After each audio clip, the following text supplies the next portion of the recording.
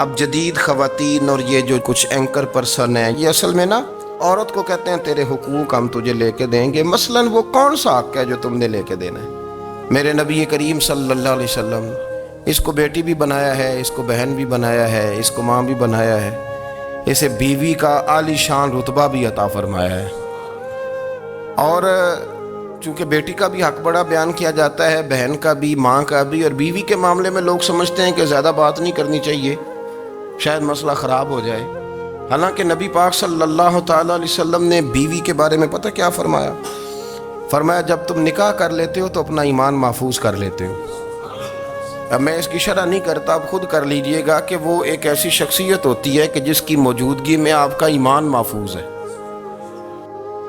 یعنی ایمان سب سے قیمتی چیز ہے نا، تو اس کے محفوظ ہونے کی وجہ حضور نے نکاح بیان کر دی۔ اب میرا خیال ہے بیوی اگر کوئی اس سے بڑا حقوق مانگے گی تو بیوقوفی کرے گی، اتنا بڑا درجہ نبی کریم نے اسے عطا کر دی۔ ذرا اس لفظ کی تاثیر پر غور کریں۔ حضور نے فرمایا عورت ٹیڑھی پسلی سے پیدا کی گئی ہے، یہ ٹیڑھی ہے، کو سیدھا کرنے کی کوشش کرو گے تو ٹوٹ جائے گی۔ تو حضور پھر ہمارے لیے حکم کیا ہے؟ فرمایا جیسی ہے تم اسی کے ساتھ نبھا کرو۔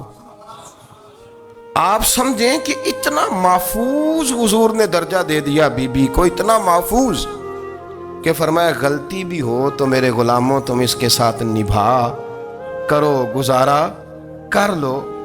کو کیا اور حق چاہیے عورت کو، جس کو اس کی غلطیوں سمیت نبی پاک نے قبول کرنے کا حکم دے دیا کہ اس کی کمزوریوں سمیت قبول کر لو۔ اب اس کو اور کیا، کوئی کمزوریوں سمیت قبول کرتا ہے؟ کبھی آپ دکان پہ بیٹھے ہو تو آپ کہیں بھی اس میں یہ بھی غلطی، میرے مال میں یہ بھی کمزوری ہے، یہ بھی کمزوری ہے، یہ بھی کمزوری ہے، تو کر لے قبول؟ کرتا ہے کوئی؟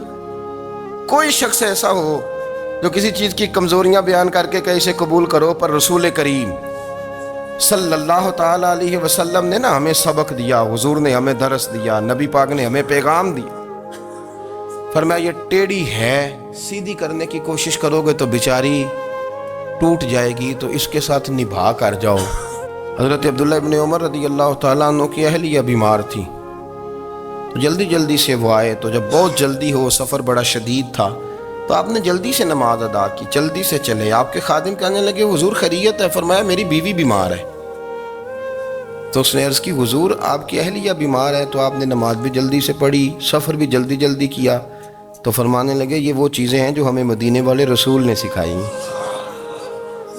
ایک شخص نے آ کے عرض کی یا رسول اللہ صلی اللہ تعالیٰ علیہ وسلم جہاد کے لیے تیاری ہو گئی ہے، صفیں بن رہی ہیں، مجاہدین کی تیاری ہے، تو میرا بھی نام لکھ دیا گیا ہے مجاہدوں کی لسٹ میں، لیکن یا رسول اللہ صلی اللہ تعالیٰ علیہ وسلم میری بیوی نے حج کی تیاری کر لی ہے، اور میرے دوستوں نے، صحابہ نے میرا نام مجاہدین کی لسٹ میں لکھ دیا، تو میرے لیے کیا حکم ہے؟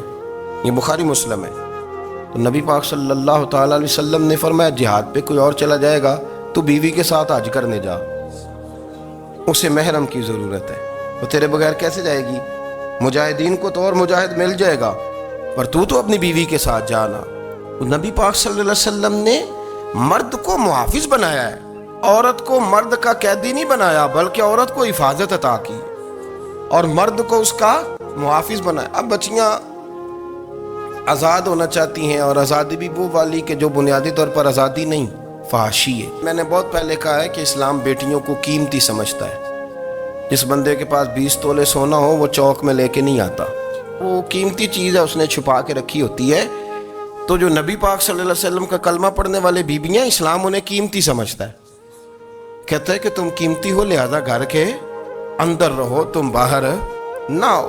لیکن عورتیں ہیں کہ ان کو بلا وجہ لوگ خراب کر دیتے ہیں، اور بلا وجہ وہ اس مغالطے کا شکار ہو جاتی ہیں۔ عورت کو ویسے بھی قابو کرنا بڑا آسان ہوتا ہے۔ اعلیٰ حضرت بریلوی رحمۃ اللہ علیہ فرماتے ہیں بیٹیاں نازک شیشیاں ہوتی ہیں، ان کو تو ذرا سی چوٹ لگے تو ٹوٹ جاتی ہیں۔ دیکھیں کتنا بڑا جملہ کہا بریلی کے امام، نازک شیشیاں، ذرا کوئی آدمی گمراہ کرتا ہے، ذرا خراب کرتا ہے۔ اب دیکھیں نا، یہ جو بچیوں کو بچے مس گائیڈ کرتے ہیں، انہیں بڑے بڑے خواب دکھاتے ہیں، وہ بیچاری ماں باپ کو چھوڑ کے بہن بھائی کو چھوڑ کے اس کے ساتھ شادی کرتی ہے، پھر جو اس کا بعد میں اشر ہوتا ہے، آپ ادلیاں نو سردار پہن تکے تے شرما والیاں نو جھوٹے ڈولیاں دے، پھر وہ بیچاری ماں باپ رکھتے نہیں، وہ ظلم کرتا ہے تو کتنی بڑی تکلیف میں وہ بچی آ جاتی، نازک شیشی ہوتی ہے نا تو ٹوٹ جاتی۔ آپ میری بات کو سمجھیے گا۔ چلیں میں اس پر ایک اور بخاری مسلم کی حدیث پڑھتا ہوں۔ حضرت سلمان فارسی رضی اللہ تعالیٰ عنہ اور حضرت ابو درداء کے درمیان بھائی چارہ تھا۔ مکے سے مدینے جب لوگ آئے تو حضور نے بھائی بھائی بنایا تھا، ان کے درمیان بھائی چارہ تھا، تو ابھی پردے کی آیات نازل نہیں ہوئی تھیں تو لوگ ایک دوسرے کی طرف جاتے تھے۔ حضرت سلمان فارسی رضی اللہ تعالیٰ عنہ حضرت ابو درداء رضی اللہ تعالیٰ عنہ کے گھر میں تشریف لے گئے تو دیکھا کہ ان کی بیوی بڑی غمگین بیٹھی ہیں۔ تو ہم نے فرمایا بہن کیا ہوا؟ تو کہنے لگی تمہارے بھائی کو دلچسپی کوئی نہیں رہی، ہر روز روزہ رکھ لیتا ہے اور ساری رات نفل پڑھتا ہے۔ حضرت سلمان فارسی کہنے لگے ٹھیک ہے کر لیتے ہیں بندوبست۔ نماز دین ہے کہ نہیں؟ دین ہے نا یہ چیزیں۔ لیکن حضرت سلمان فارسی جناب ابو درداء سے کہنے لگے آج میں نے تیرے گھر میں رہنا رات کو، کیونکہ وہ تو ساری رات نماز پڑھتے تھے، نفل پڑھتے تھے۔ انہوں نے کہا ٹھیک ہے، ایک بستر لا کے بچھا دیا حضرت سلمان فارسی کے لیے۔ سلمان فارسی فرمانے لگے دوسرا بھی لا۔ کہا وہ کیا کرنا ہے؟ فرمانے لگے تو نے بھی سونا ہے، میں نے بھی سونا ہے، تو نے بھی سونا ہے، عشاء پڑھیں گے اور پھر دونوں سوئیں گے۔ کہا میں نے تو نماز پڑھنی ہے۔ فرمایا تہجد کے وقت اٹھ کے پڑھیں گے، اللہ کے رسول بھی رات آخری حصے میں جا کے نماز پڑھتے ہیں۔ ادھر ساتھ سلا لیا، وہ تھوڑی کو دیر سوئے، اب عادت تھی ساری رات اٹھنے کی، ذرا اٹھنے لگے بستر سے تو حضرت سلمان فارسی فرمایا چپ کر کے سو جا، وہ بڑی رات پڑی ہوئی، چپ کر کے سو جا۔ وہ لیٹ گئے، پھر اٹھنے لگے تو فرمایا سو جا چپ کر کے، بڑا ٹائم ہے۔ سحری کے وقت اٹھے، نفل پڑھے، ان کا ارادہ تھا روزہ رکھنے کا، تو فرمانے لگے کل رکھا تھا نا نفلی روزہ؟ جی رکھا تھا۔ پرسوں بھی رکھا تھا؟ ترسوں بھی رکھا تھا۔ فرمایا آج نہیں رکھنا، آج میں تیرا مہمان ہوں، سارا دن کٹھے مل کے روٹیاں کھائیں گے، آج نہیں روزہ رکھنا، سلا دیا۔ اب حضرت ابو درداء رضی اللہ تعالیٰ عنہ کہہ تو کچھ نہ سکے، پر کہنے لگے سلمان تم پتہ تم کیا کر رہے ہو، نہ تم نے مجھے رات اٹھ کے زیادہ نفل پڑھنے دیے، سویرے روزہ نہیں رکھنے دیا۔ تو حضرت سلمان فارسی کہنے لگے کوئی لمبی بات تو نہیں نا، چلتے ہیں نا ابھی فجر میں مسجد نبی میں، تو نبی پاک کو بتاتے ہیں سرکار دو عالم علیہ السلام کی خدمت میں تو اپنی بات کرنا، میں اپنی کروں گا، حضور نتیجے کا اعلان فرما دیں گے، بات طے ہو جائے گی۔ حاضر خدمت ہوئے، عرض کی یا رسول اللہ صلی اللہ تعالیٰ علیہ وسلم یہ ساری رات نفل پڑھتے ہیں، ہر روز روزہ رکھتے ہیں، ان کی اہلیہ غمگین بیٹھی ہیں، حکم فرمائیں۔ تو نبی پاک صلی اللہ علیہ وسلم نے فرمایا پھر ہوا کیا؟ یا رسول اللہ میں نے رات سلایا ہے، سحری میں اٹھایا ہے، سویرے روزہ نہیں رکھنے دیا۔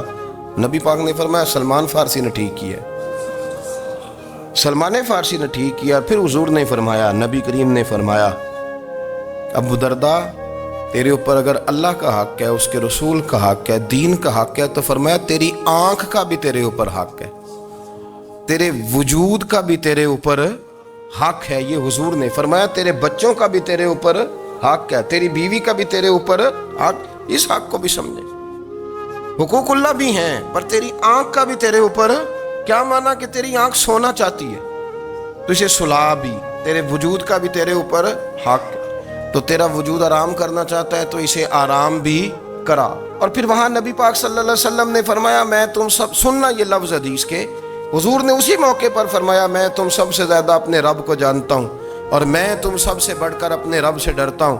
حضور فرمانے لگے میں روزہ بھی رکھتا ہوں، افطار بھی کرتا ہوں، یعنی کبھی رکھتا ہوں اور کبھی نہیں رکھتا۔